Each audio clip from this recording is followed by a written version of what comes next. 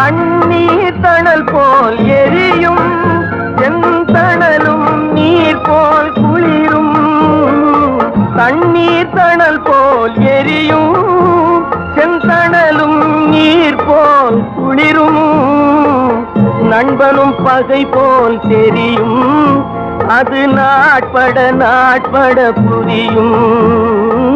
நண்பனும் பகை போல் தெரியும் அது நாட்பட நாட்பட புரியும். நாட்பட நாட்பட புரியும். உள்ளம் என்பது ஆமை அதில் உண்மை என்பது ஊமை. சொல்லில் வருவது பாதி நெஞ்சில் தூங்கி கிடப்பது நீதி.